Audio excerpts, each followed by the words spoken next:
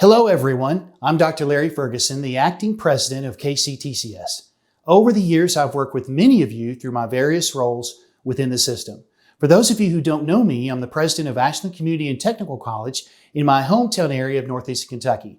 I began my higher education journey as a student at ACTC, so this system has been a part of my life for many years. As you know, the KCTCS Board of Regents recently appointed me to the short-term position of acting president. The appointment will last until an interim president is hired. That work is in progress. The board appointed a hiring committee that will work with a national search firm to find the right interim president for KCTCS. The board feels that having an interim in place will give them the time needed to find the next permanent president. I know this is a lot of change in a short period of time. Change is difficult for most of us, and a change in leadership can be unsettling, so that it's understandable if you're feeling that way. I know you understand there are some things that can't be discussed publicly because of privacy and confidentiality issues. However, I will be as transparent as possible in all of my communications with you. Please know your presidents and I are working closely together to move the system forward. It's vital that we stay focused and continue the good work you're doing for our students. I truly believe we can work through this period of change and become an even stronger system. Thank you for listening, and thanks for all you do every day. Now, here's Mary Jo with all the latest KCTCS news.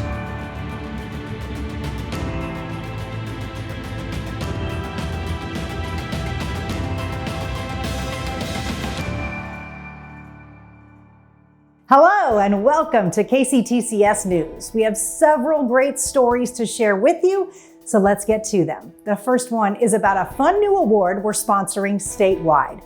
It's called the KCTCS Pathfinder High School Teacher and Counselor Recognition Award, and it will be given to one teacher or counselor in each of our college service areas. Then an overall winner will be selected to receive the statewide award. Winners will be announced in April during a statewide press event. This is the first time we've sponsored the award, and the response has been great.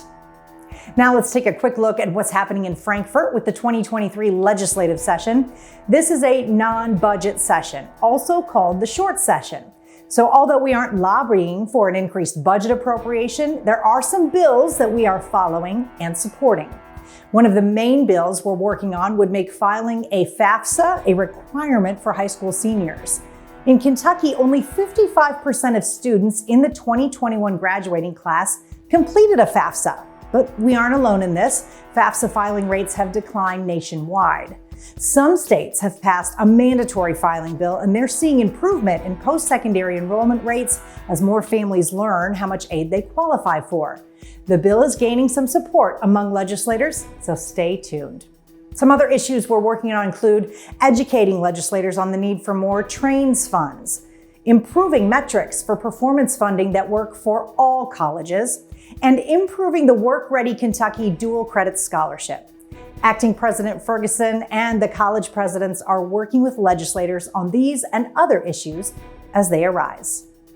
Changing gears now, let's take a minute for an update on the system-wide study being conducted by Huron Consulting Group. Many of you have been interviewed for this study or attended a town hall meeting. You can also send an anonymous email to Huron with suggestions or information.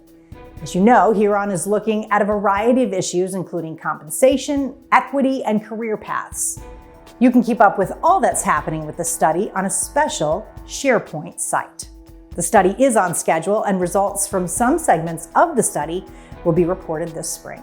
Thanks to everyone who has participated so far.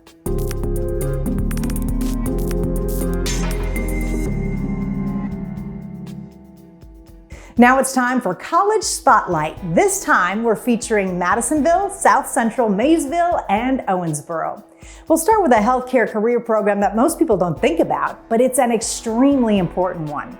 MCC offers the only biomed tech program in system, so let's learn more about it. Well, it is the only program of its type in the state of Kentucky, and it trains students how to repair, maintain, and manage all types of medical equipment and patient care support systems. Since this is the only program in the state of Kentucky and there's less than 70 programs nationwide, there's more demand than there is supply. Combines my desire to be in healthcare and my personal knack for technology. So to me, it's the best of both worlds. What a great program for an in-demand career. Now we'll hear from Maysville and South Central to learn about programs they're offering to prepare incarcerated people for work after they're released. There are 3 gentlemen there at this time who are enrolled in classes.